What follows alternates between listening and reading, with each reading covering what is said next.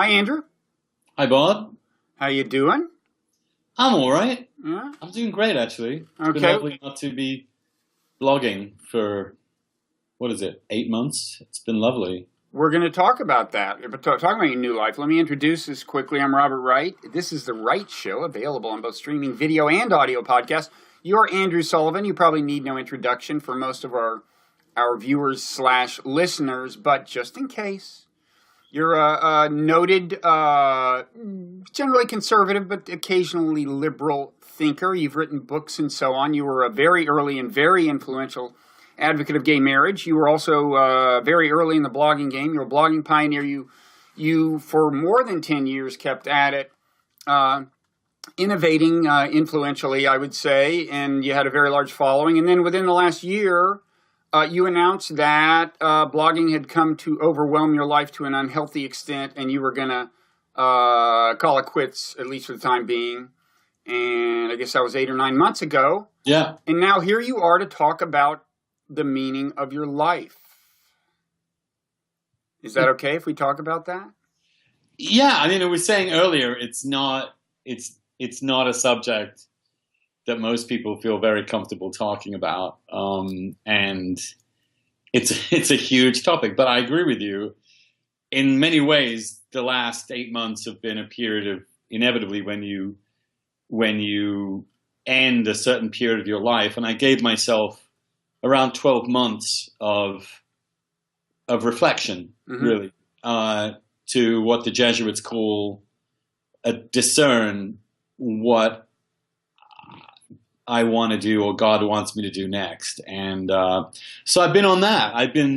I've changed my day, my habits, my life.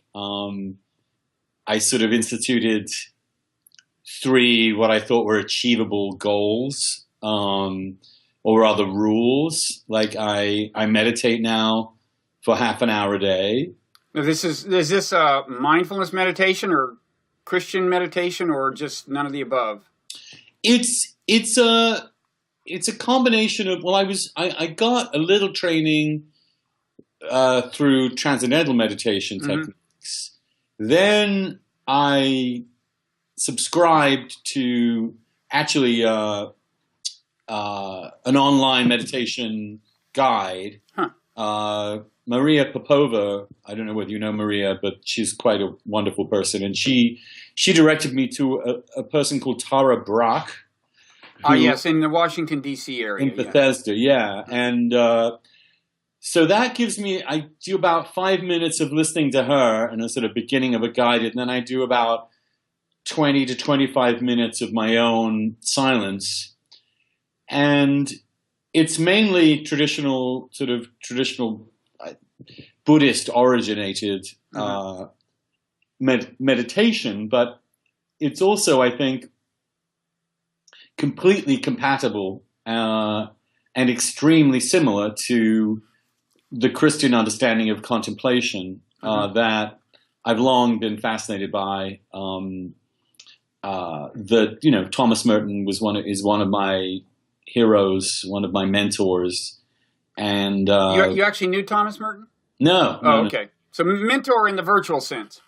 Yes, just in the sense that his work, and particularly towards the end of his career, his exploration of the connections between Christianity and Buddhism were very fruitful, I think, and very interesting. And resurrecting the concept and placing the concept of contemplation back into the center of the Christian experience was one of the things that he was attempting to do. He's not the only person to be attempting to do this, but so I meditate, but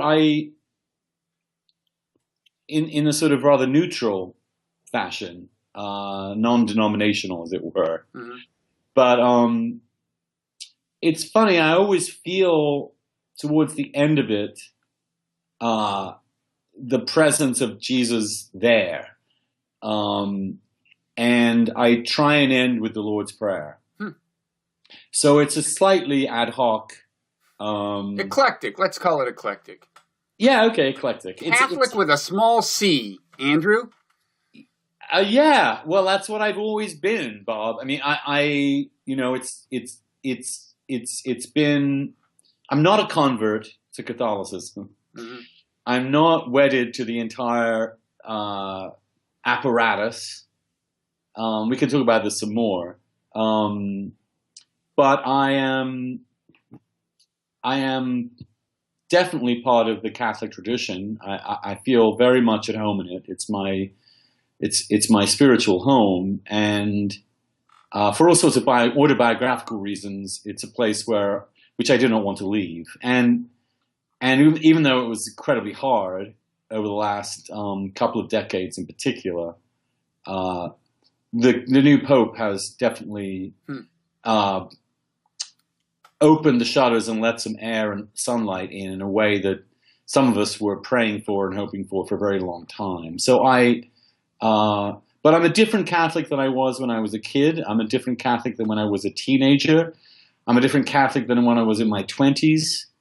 And I think the kind of Catholicism that I have, or Christianity that I've adopted, really has evolved out of all of those experiences. And we can talk about them if you want, but it's and it's not a process of, I'm not born again. There was never a moment in my life at which I suddenly went from one thing to another. I was born into this church, which is a total contingency, but I've constantly doubted and questioned it, and ended up in a place that is not orthodox in many respects. What would you say are the key things that you have retained from the tradition you were born into,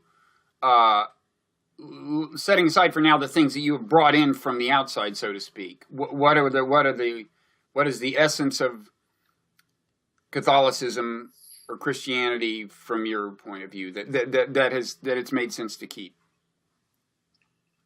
The abiding sense that the message and life of Jesus of Nazareth represented a fundamental shift in human consciousness, both in terms of what he said, but just as important in terms of how he lived, in upending an entire way of being that I think has brought us to an access to a higher consciousness, a higher, more liberated way of being that comes from a higher power that reaches us in a way that is utterly mysterious, but that we somehow recognize when it appears.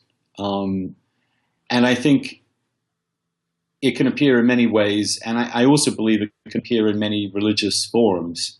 I'm an ecumenical person, but for me, the testimony in the Gospels remain as vivid and as powerful and as real as they've ever been. For me, the actual presence of Jesus in my life is real, and the sacraments of the Church are also a critical part of my engagement in that reality.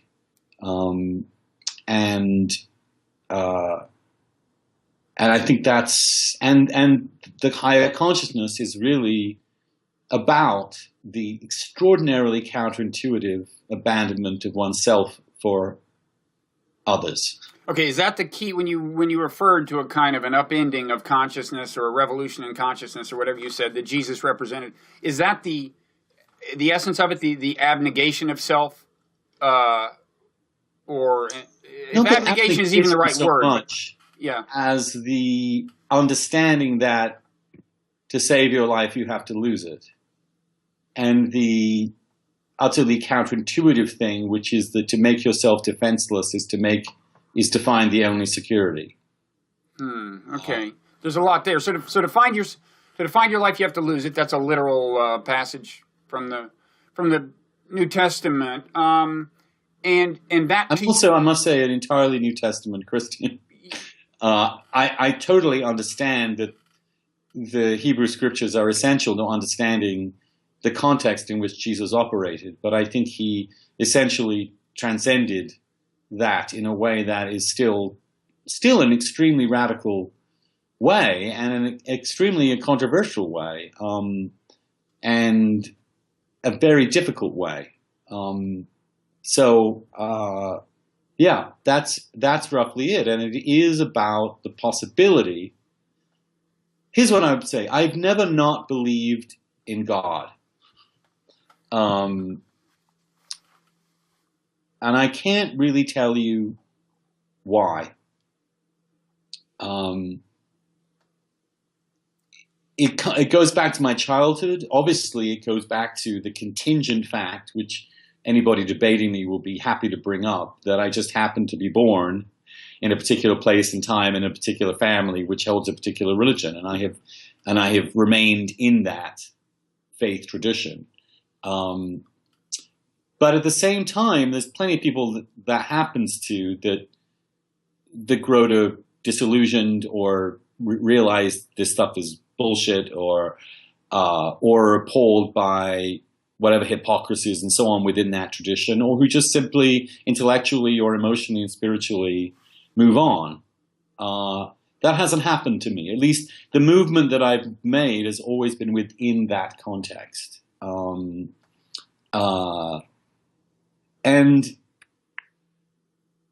that is just a feeling that reality has meaning, which is not a given, right. and that the universe has meaning, and that the meaning is the unbelievable and ineffable love of the force behind everything for creation, including us, but also everything else in creation, but including us. And the only time that sense has disappeared from me was 15 minutes at the age of 29. I have to ask, what happened at that? What occasioned the lapse? Well, it's the classic theodicy question, really. The problem of evil. Yes, and I would say it wasn't that I thought that God did not exist. I thought that, because for me, that's not really something I can fight my way out of. I didn't forget that in my 15 minutes. The thought was that God was evil. Mm-hmm. That the force behind all things, the ground of our being, was essentially evil. And the reason that I had that experience, I think, which was surrounded by a lot of other very intense spiritual experiences around that period of time, both before and after, was that I found out at 29 that I got this disease that was killing everybody around me, and I had witnessed and taken care of people who had died of it. I had 4 people I dated who had died, and my best friend was also sick, and my boyfriend at the time also came down with viral meningitis as an early indicator of HIV. My best friend came down with pneumocystis at the age of 28. And this was right when the effective treatments were just about to emerge, or were starting to emerge, but it was considered a death sentence at this point. It was 1993. Uh-huh. The key thing to remember is, and none of the press and nothing was telling us that any hope was coming. Right. In fact, the standard phrase was the deadly HIV virus. That appeared a billion times in print. Everyone had died. Right. And everyone was still dying. But more importantly, the biggest years for death were 94 and 95 and 96. Mm-hmm. We think of the AIDS epidemic as starting and going down, but in fact it started ramping up. And there was no and it was terrifying. So that the year I got it was a particularly terrifying period to be around, because the deaths were becoming simply overwhelming. like the local gay paper had like 12 pages of obits a week of everybody that you'd seen around or known. This was a huge event in a tiny world, and it was also just a horrible way to die. I mean, the torments these poor men went through were just to watch them, to observe them, to pick up the person covered in his own shit, a pile of bones, screaming from pain with neuropathy, to see all these people who were doubly stigmatized, to see people who had been thrown out of hospitals or thrown away from their partner's funeral or thrown out of their apartments. This was an extraordinarily traumatizing event for most of us who were in the middle of it. And it was hard to convey at the time. You and I were working together at the time, but it was extremely hard to convey what was going on in our lives, because it was simply we were like medievals living among moderns, really. Anyway, that's just to say that it's hard to remember what it felt like at the time. People have looked back and they don't remember how terrifying it was. But anyway, what happened was that then I got it, and was in late June I found out, and then by August it was coming up to my 30th birthday. So I was actually in Provincetown at the time, and couldn't tell anybody either, because I was editor. Were you out of the closet at that point? As gay? Yeah. Oh yeah, I've been out of the closet. So that was forever. Because when you wrote the pro-gay marriage piece with New Republic, you were not yet out of the closet, right? I certainly was in the office, and I was. I don't remember it being very explicit, but maybe I was just not part of the right coffee clutches. I don't know, but anyway. Well, at that point, 89, I was actually back in Boston. So I wrote that piece when I was back writing my dissertation, actually. Okay.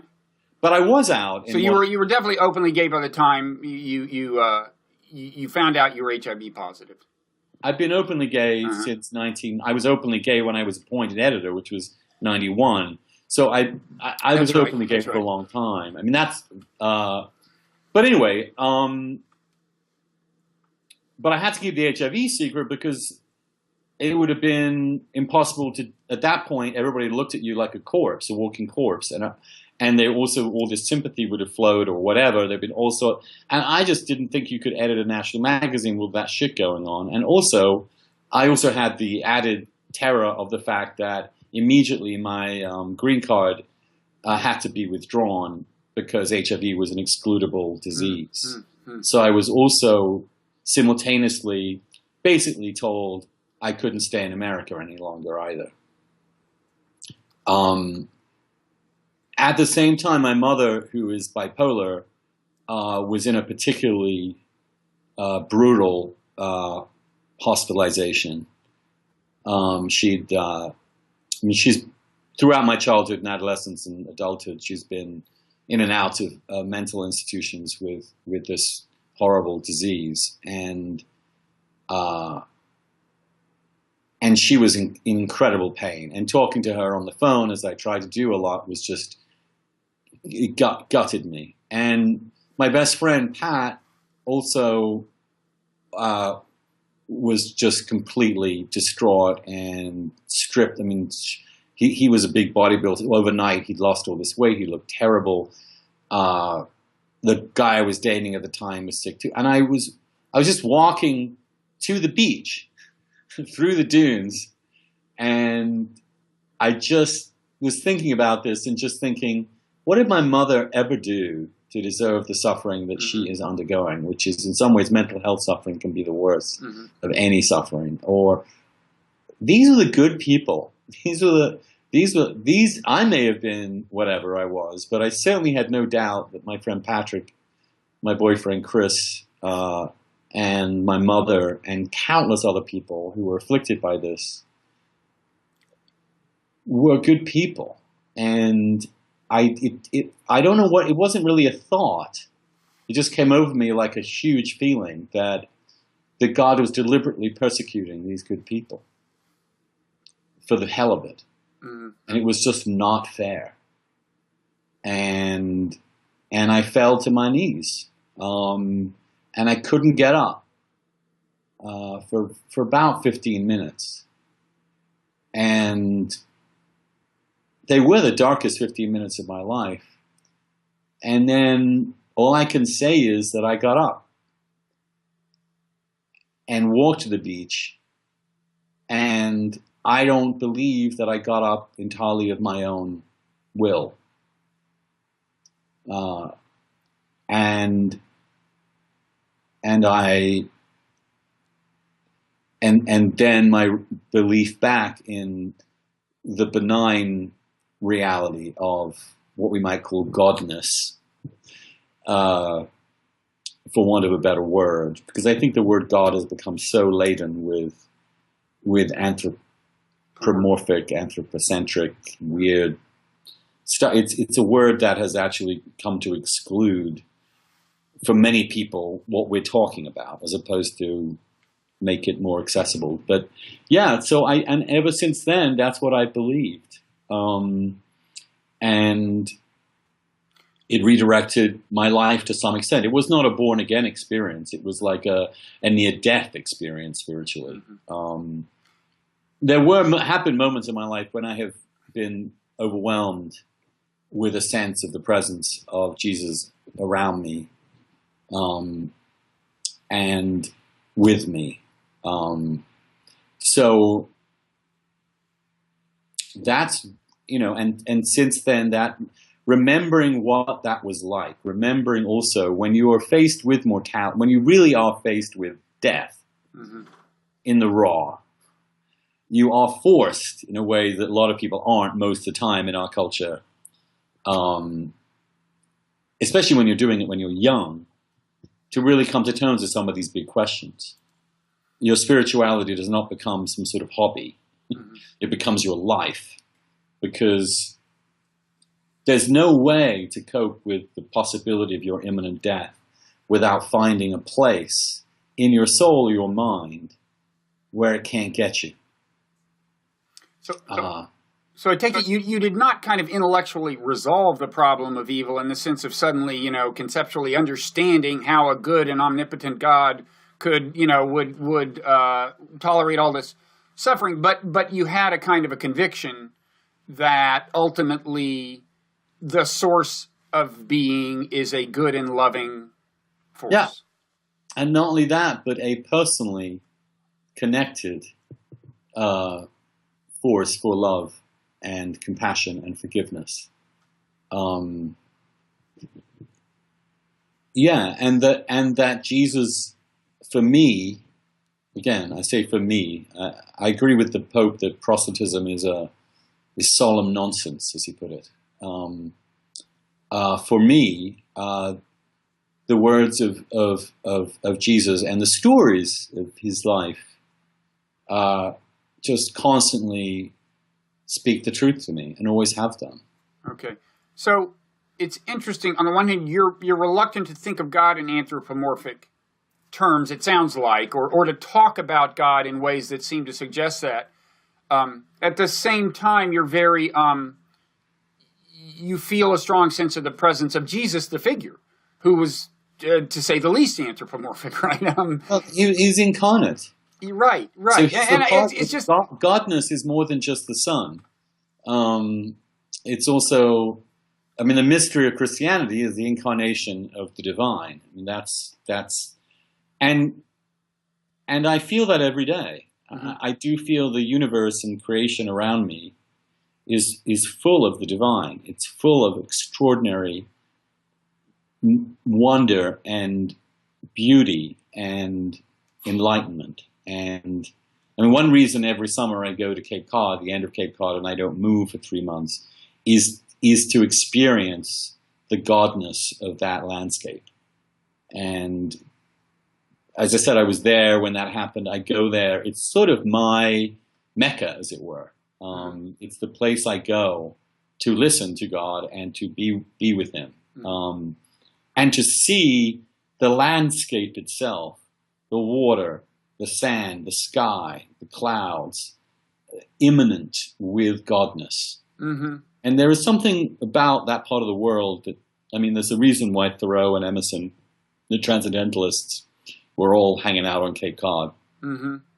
There is something about the light there and the landscape there that it's a bit like a desert, in the sense that you're aware very much of God there. Mm-hmm.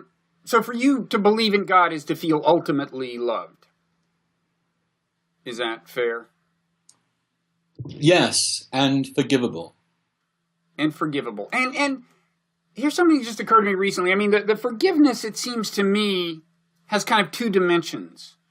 On the one hand, there's, forgiveness for specific acts. And of course, the Catholic Church has ritualized that in the form of confession. I did A, B, and C. Okay, you're forgiven for doing A, B, and C. But it's not quite like that, Bob. I've never done it, so I'll have to take your word. It's not quite like that. Well, okay, yeah. I didn't mean to trivialize it. It was a kind of a time-saving way of describing it. Yeah, but it's a bit of a cliche about what it is. It's probably called the sacrament of reconciliation. Mm-hmm.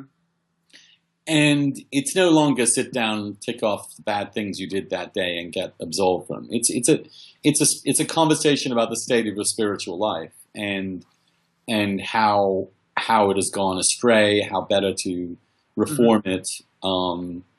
And when the times I've gone to use the sacrament, it's been face to face. It's been sitting down in a chair with someone, with a priest, and hashing stuff out. Mm-hmm.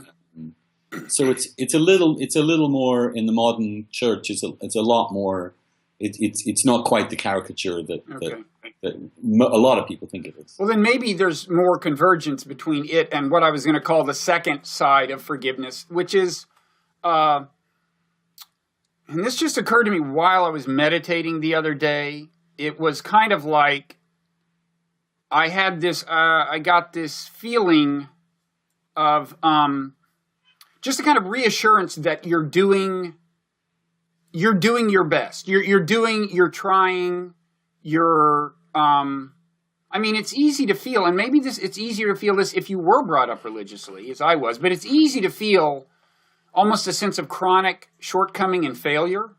You know what I mean? Like I was put on this planet to do good things, and I'm never really doing what I'm doing, which is nothing, right. And that's a very Catholic feeling too. I mean, we feel that all the time, and I think I don't think it's a Christian thing to feel. You mean because there is forgiveness, and right, and I guess I'm talking about the forgiveness in that diffuse sense. In other words, feeling a sense of reassurance that look, you're doing your best. You're gonna come up short. You're doing your best. Calm down. It's like, which is separate from being forgiven for specific acts. Does that make it? Yeah. Anyway, it just occurred to me. I had this feeling of that kind of consolation and reassurance just through meditation, and it was almost the first time I had felt it in exactly those terms. And it just reminded me that is really the almost the heart and soul of the appeal of a certain kind of religion, I guess. I mean, it's a kind of ongoing and diffuse forgiveness, if that makes any sense. Yeah, because God is forgiveness, and because we are made of God, but the fate of humans is to glimpse it and never realize it, but to have it, but to fail to realize it. Mm-hmm. And that is what it means to be human. I mean, so when the current Pope was first asked, how do you define yourself? I mean, and he said, I'm a sinner. And I don't think he meant that in a sort of self-flagellating way. He meant that entirely in a way that, yeah, we're all human. That's doctrine. He's got to accept that if he's Pope, right? I mean, that's Christian doctrine. Yes, but to say so, but it is. But you wouldn't have realized it. You can't imagine Benedict XVI saying that I'm a sinner. Mm-hmm. You would feel that Benedict would be worried that his authority might be in some way impugned by that confession, even though it is completely orthodox. Mm-hmm. And that's, that's just who we are. I mean, we hurt one another. We protect ourselves in ways that actually hurt ourselves. We think certain things are going to make us happy, owning more things, earning more money, being successful, having fame or celebrityhood or whatever. They don't. They won't. They can't. So something else must. And I think Jesus here, in some ways, is a tone of voice, and godness is an almost tone of voice. One of my favorite passages in the Gospels, which I can cite, unlike Donald Trump, is the Martha Mary story, where it's a very simple story, and it's a strange story to put into if you think the gospel is a propaganda, it's a strange story to put in there. Mm-hmm. I think it has all the ring of truth to it. Jesus shows up unannounced at the house of friends of his, Mary, Martha, and Lazarus. He's close friends, very close friends. But he shows up unannounced, and only Mary and Martha are there, and they're completely flummoxed, and he wants to stay the night, and it's not really kosher. Literally, for a man in first century Palestine, single man to stay with two single women sisters. Anyway, but leaving that aside, Martha just panics and runs around in a very human way, fixing things up. They weren't prepared. She's going to the kitchen. She's running around. Mary, her sister, just sits at Jesus' feet and hangs out. And eventually Martha loses it and says, Jesus, can't you see how much I got to do? Can you tell Mary to come help me? And Jesus says this. He says, Martha, Martha, you fret and worry about so many things, but only one thing is necessary. Mary has taken the better path. Don't take it from her. Don't take what? Don't take it from her. So, in the better path there consists of what? Not worrying about the superficial and trivial? Being with him. Uh-huh. Being with him. Just being with him. Not even talking, just being. So much of life is about being with other people. Mm-hmm. Not even entertaining them, not even riveting them, but just being there with them. And there's nothing more precious to a human being than time. And spending time with someone is the ultimate indication of how much you care for them. And look, here's the Son of God sitting in your living room. What are you doing in the kitchen? And there's a level at which it's sort of calmed down. What I'm saying is that there's not a condemnation of Martha rather. Mm-hmm. He's not like, you are a sinner, you will go to hell, you don't understand anything. It's just like, I love you, Martha. If only you knew what was best for you. Mm-hmm. And that's the tone of voice that God has for me. It is, Andrew, why are you doing this again? Look, why are you lost here? Why have you not stood up to the plate? Why did you look away from that person? Why did you not open your heart to that person? But it's not, he loves me. So it's that voice. And has your, in looking back on your years of blogging and so on, has there been a tension between what you were doing and the extent of your devotion to your career and the ideal you've now just put forth? Or absolutely. And so you are vowing it was one of the contributing factors, apart from the breakdown of my physical health. It was the sense that I had crowded out. That you blog for 7 or 8 hours a day in front of 100,000 people a day or whatever I was doing. And the delusion that you could be with people as well as be with them. In other words, that's where I lived. Mm-hmm. I came to the conclusion that's where I lived. Those 8 hours are not made up with another 8 hours of the day where I can be with my friends or do the things I'm supposed to do. Now, some of what I did is completely defensible from a Christian point of view. I definitely was doing my best to figure Well, out. wouldn't you say that doing your best to make the world a better place by your lights is a Christian thing to do? And in theory, isn't that what you were doing kind of 24/7? Yeah. And so I'm not bashing myself too much about that, but that it was so unbalanced, was so consuming, that the ability to just be physically as a human being with another human being and to spend more time in the real world and to connect that real world with your feelings and your body. These were things that I felt had sort of become etiolated, and I was living this virtual life. And I needed to restore a sense of what it was to be a human being in a body with a soul among human beings who are actually people I can look in the face, talk to, touch, engage. And I'm not saying what I was doing was sinful. I'm not. It wasn't. And there is a way in which the work I did was obviously designed to make the world a better place. I think the fact that so many couples can get married in America, their families, it gives me huge pride that people will never know in some way were affected in a small way by something I wrote or campaigned about, and it changed their lives. Because a marriage is a big deal to change your life, heal families, and so on and so forth. So I'm not trying to be self-flagellating here, but I did think that. I think primarily what happened was that my life was so full of noise and distraction, so full of the latest synapse that I had to respond to, that the digital world we live in is so overwhelming and so constant and pervasive that I had lost silence. I had lost contemplation. I had lost the time needed to spend with my friends or my husband or just my dogs, or just being in nature.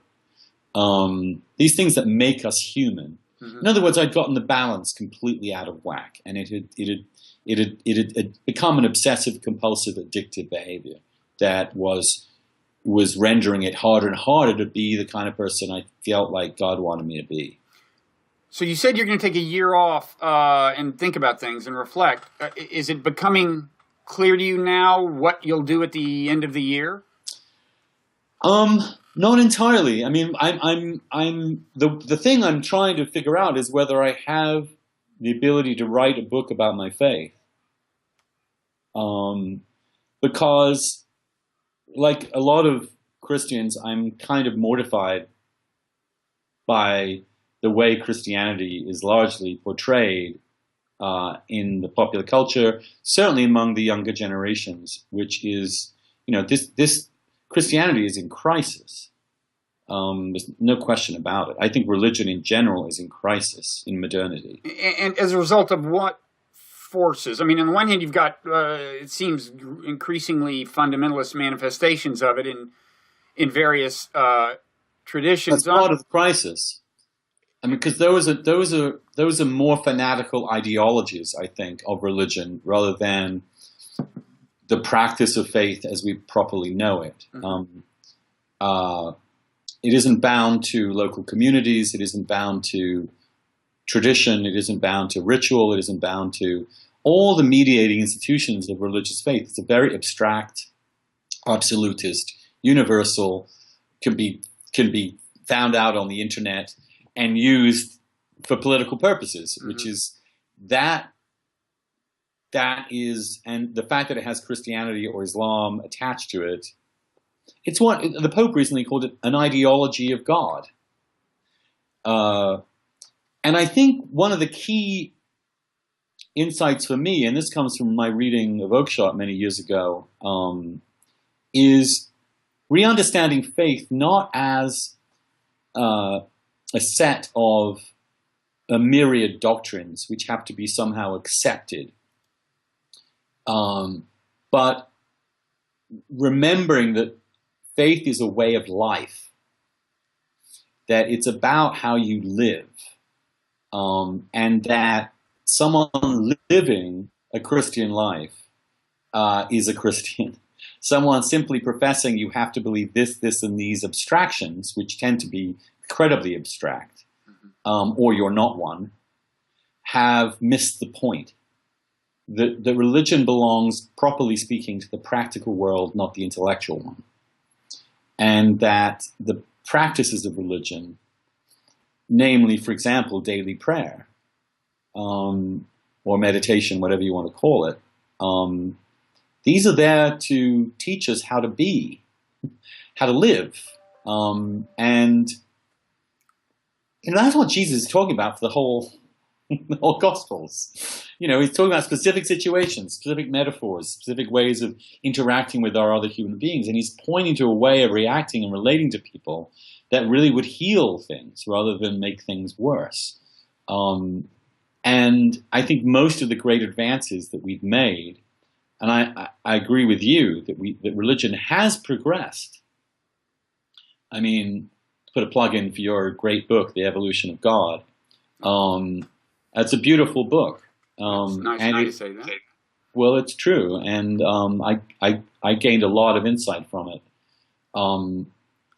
because I think it's previously. I mean, to some extent, my old worldview was the world has always been the same way, but the truth is it hasn't.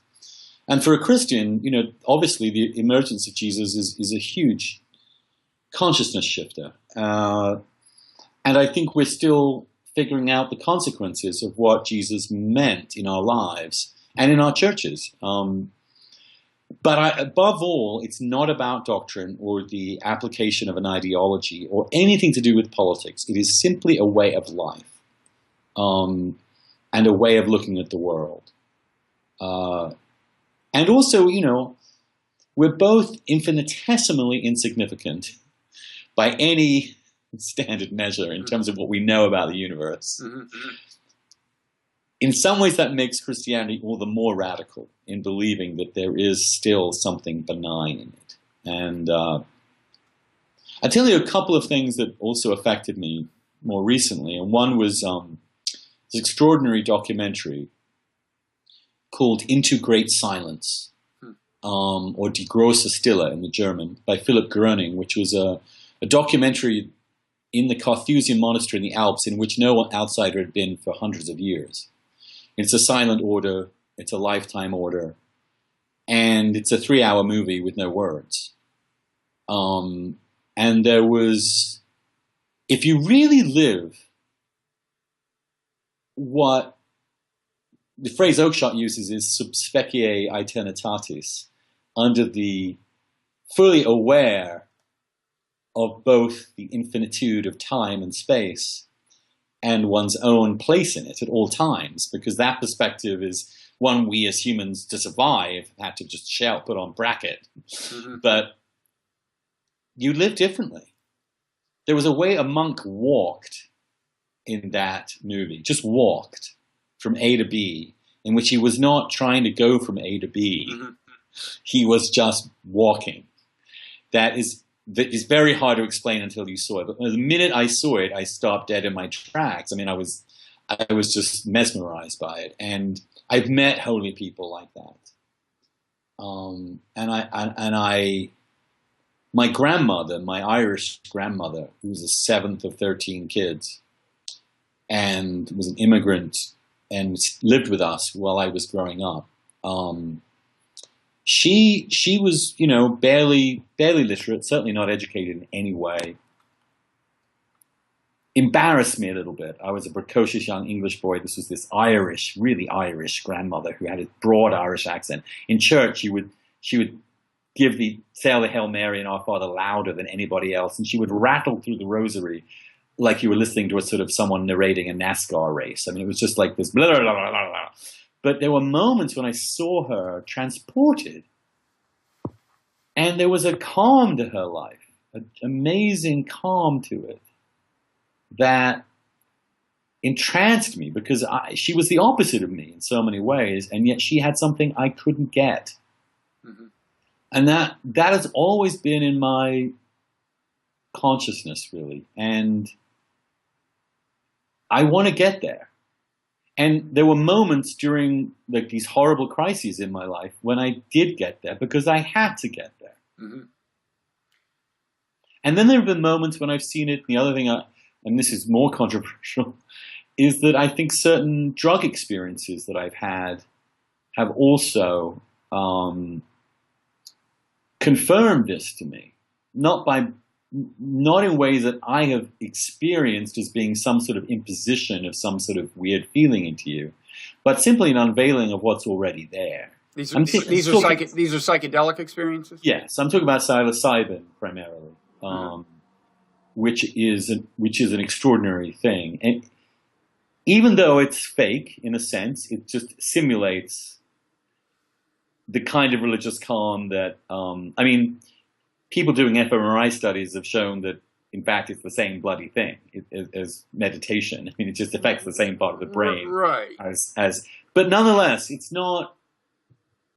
Once you've seen a glimpse of that mountaintop, it's hard to forget it. And you live in the peace of knowing it's there. And even though it's not there every day in your life at all. And those have been, spiritual experiences for me, even though they've been under pharmaceutical influences. Mm-hmm. So the it that's there, so it involves, on the one hand, liberation from the ordinary constraints on perception that I would say presumably were designed into us by natural selection to keep us focused on natural selection's agenda of like surviving and having sex and stuff and amassing goods and food, protecting ourselves and worrying about what's going to kill us and all the rest of it. So it's a liberation from that, but it's also a glimpse of something that's there that we normally don't see because we're so preoccupied. Yeah, exactly. And I think that is the core problem with Western civilization. In fact, we have gotten to the point where we don't need a lot of those natural selection traits.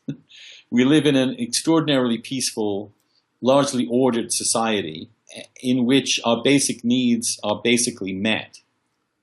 I don't want to diminish how tough it is for people out there in places much worse than me, but nonetheless, compared to the whole scope of human history, we're living in an age in which, and it seems likely to continue, in which we have the luxury of actually being able not to worry about all those natural selection pressures in quite the same way we used to. And I would personally add, to the extent that that's not the case, in other words, the extent that there are looming perils to a peaceful world out there, and we see many of them vividly manifest around the world, solving those problems, I think, involves liberating ourselves from some of the biases built into us by natural selection. I mean, yes, tribalism is, groupism is designed into us and is an increasingly counterproductive trait.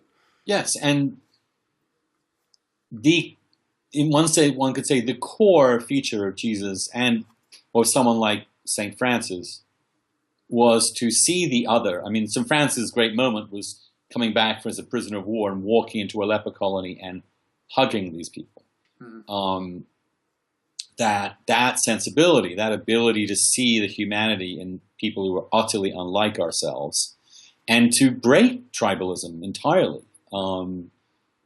Jesus' breaking of all these sort of connections is pretty radical. Even the family, I have to say, that he was not a huge fan of. Mm-hmm. Certainly not very concerned with. In favor of this self-giving, this constant openness, which is part of the solution. No, it's not part of the solution. It is the solution. It's just incredibly hard for our nature, our genetic wiring to do that, even though there's plenty in our genetic wiring that also facilitates it. Mm-hmm. But the faith in a benign God and the possibility of our being good really comes from the notion that all those things in natural selection, which have actually made us want to cooperate, want to care for one another, actually can lead to a point where they eclipse the others and we can live in harmony. I mean, that is what when I say in the Lord's Prayer, thy kingdom come, that's what I mean. Mm-hmm. So let me ask you a question related to that. Let me put forth one perspective that you would not call Christian or even theistic you might call it spiritual but not religious, but you would probably call it closer to secular than your perspective. And tell me how close it actually is to yours, which is just, if you believe, okay, first of all, there's good and there's bad. Okay, in the universe, there are moral absolutes. Moral truth is for real. There are built into my nature by natural selection things that do the bidding of good and things that do the bidding of bad. If you want to call the part of my nature that does the bidding of good, for example, compassion when it's really diffusely bestowed, or just an ability to detach myself from my own perspective and see things clearly, or whatever. If you want to call that divine, you can, but the kind of worldview I'm imagining doesn't necessarily invoke a God, but it does believe there is this thing in me that is the good. There is this thing in me that is the bad. And I want to engage in spiritual disciplines such as meditation that bring the good more to the fore. And when I do that, I believe I'm bringing myself closer to the good and allowing something in the universe, in some sense, that is good, allowing it to more fully manifest. Something that is in some sense built into the universe, allowing itself to more fully manifest itself through me. Okay, yeah. So that's a worldview. It's not theistic. It doesn't involve a God. Well, it does in a way. There's something in the universe that you referred to that seems to be enabling you to be a better and happier person. Because happiness is also involved here. Because these people are much happier than these hedge. I mean, I don't really envy these hedge fund people. I mean, they're just miserable. A lot of them. Yeah, that's something in the universe that's been programmed into us. This thing called grace is godness. To believe that that's there at all is an act of faith. I mean, that's it. And it means that you believe that things can be overcome, that even the darkest human problems and human hatreds can be transcended, but only this way. That's why, I mean, I don't want to bring in Ta-Nehisi's latest book, but I thought in some ways the most interesting thing about it to me is its atheism. The utter rejection of hope, the utter refusal to accept any tangible progress. The notion that America in 2015 is as bad as it was in 1815, and the same things are happening all over again. He's very explicit. It's because I don't believe in the civil rights movement's religiosity. I don't believe that there's a happy ending anywhere. I think it's basically Marxism without the happy ending. Even Marx wanted to have a happy ending in there through dialectical materialism. But he was just borrowing Christianity, almost like Hegel was in some sense. No, for me, the great critic, the essential critic of Christianity is Nietzsche. That's the key opponent of this worldview, which is stop kidding yourselves. None of this is real. Well, and moral truth is not absolute. No, moral truth is whatever you want it to be, and there's nothing out there that leading us to the good or bad. There's just you and your will to power. And be honest, the times when my faith has been most shaken has been reading Nietzsche, because his mockery of Christianity is so spot on. His psychological ability to get under your skin and make you feel like this is just pathetic. What I'm doing, so this is completely pathetic. I'm turning the other cheek to this asshole. What on earth do you think you're doing? But he does so in such a hilarious and sort of over the top and fascinating way that I think those are the choices. Jesus or Nietzsche, myself. For me, at least, those are the fundamental choices that I face. And at some level, those are not intellectually resolvable. But as I tried to explain earlier, they can be physically, spiritually, and psychologically real. Okay. Um, Final question. yeah. You mentioned the crisis that religion is undergoing. I don't know to what extent you see that as related to the rise of the so-called new atheists, certainly a greater prominence given to arguments that religion is A, intellectually vacuous, but B, a bad thing. But in any event, there has been the rise in prominence of those arguments. And I'm just curious as to how uncomfortable a time it is, from your point of view, to be an intellectual and professing Christian faith. There's not all that much of that I'm aware of. And you remain in intellectual conversation with the Sam Harrises of the world. I mean, I'm thinking about your blog. Well, we did a whole dialogue together. Right. So I mean, and I was, of course, best friends with Hitch. Yeah. Chris Hitchens. And so, I mean, it's not for you to declare yourself courageous. I'm not asking you to do that, but I assume it's like it's hard. I mean, assume it's hard to do what you're doing.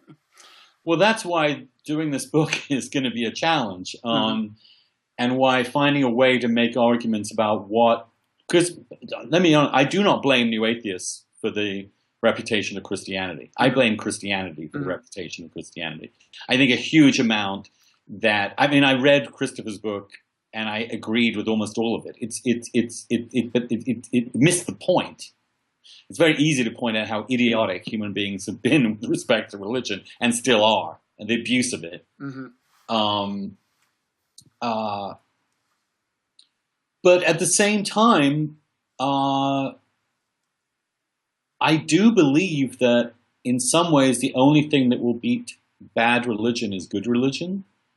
And I agree with them fundamentally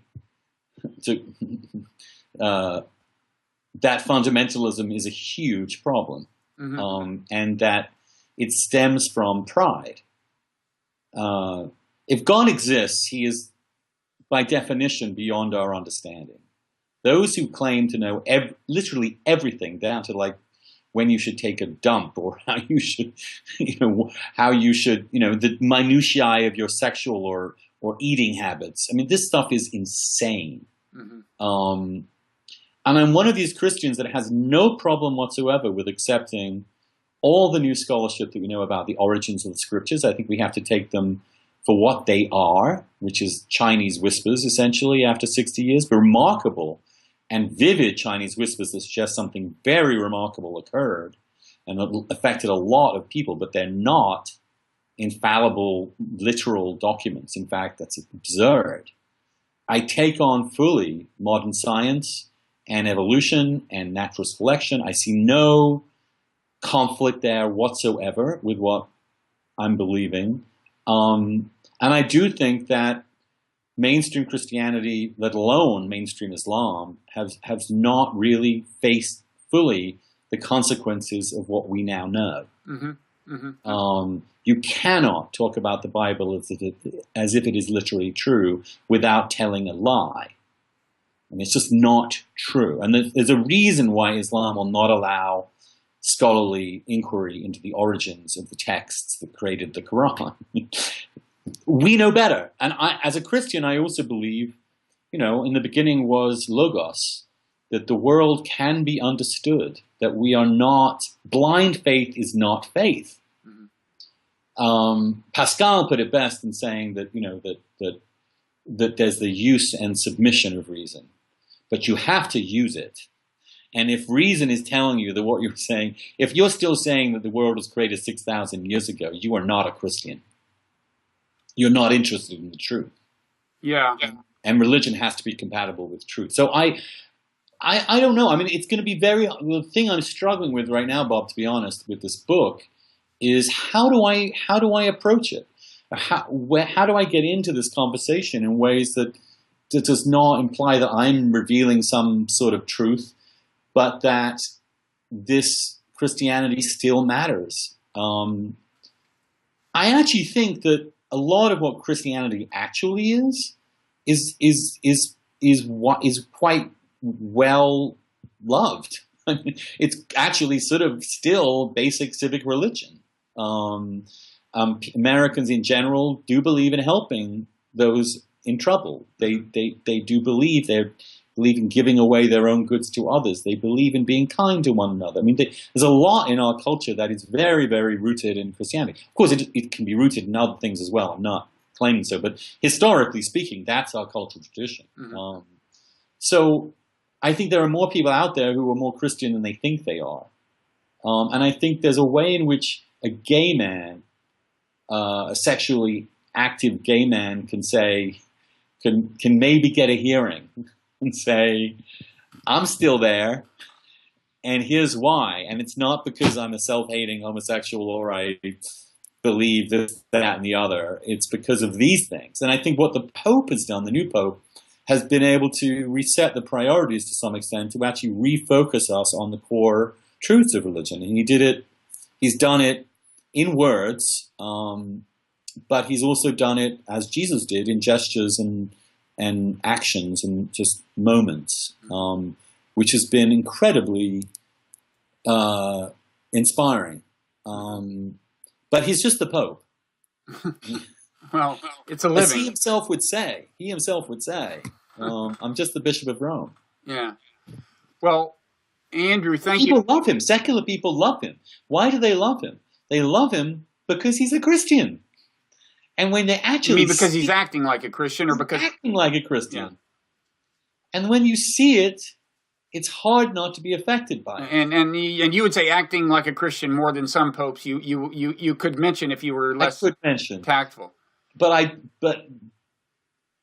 yeah, it's wonderful to have that kind of Christian action in the papacy. Yeah. Okay, well, we've been at this slightly more than an hour. I could go on longer, and so maybe you will grace us with your presence down the road, and we could continue the conversation. Well, maybe when I'm embarking on this impossible book, I'll come back on. Yeah, it sounds like you're committed to it. I'd be happy to be a sounding board throughout the process. Thank you. I am. Of all the things I could do now, it's the most challenging. So I think in some ways I should do the most challenging thing. Absolutely. And I think it's incredibly relevant. I just think that my fear is that it falls in between everybody's stools, that traditional Catholics and evangelicals will throw it away and the seculars will not give a shit. But at the same time... No, you're in much better shape than I was in when I wrote the book you mentioned. Believe me. There's an audience there. That book did fine, but I just remember an editor saying to me, not the editor who ultimately published the book, he said, what I like about this is that on the one hand, you've got this materialist view of history and how it works. On the other hand, you're arguing that there may be a larger purpose at work. And there's hardly anybody who believes both of those things. And I'm thinking, yeah, that's a problem when it comes to actually selling it, that there's no one who agrees. Sam Harris always says that I have a parish of one. You've got a... There's a large and welcoming audience. Well, who cares? That awaits you. I want to write it for myself in a way. Well, I'll tell you, Andrew. Final little anecdote about you that you don't know. You may not remember. We ran into each other in DuPont Circle about 6, 7, 8 years ago, and I was listening to music on earbuds, and the exact Pink Floyd lyric that was playing when I saw you was. Did you exchange a lead role in a cage for a walk-on... No, did you exchange a walk-on part in a war for a lead role in a cage? And I would say that means, among other things, do not pursue don't let what you do be determined by the quest for fame and respect and admiration.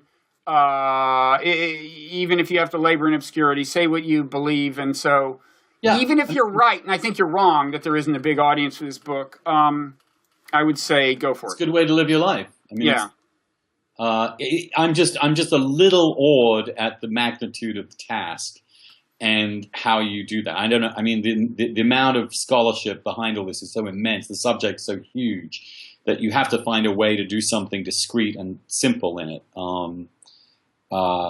So anyway, you figure it out. I'm available for consultation. Thank you. And we'll talk. So thanks a million, Andrew. You bet. Absolutely. Thank you. Take care.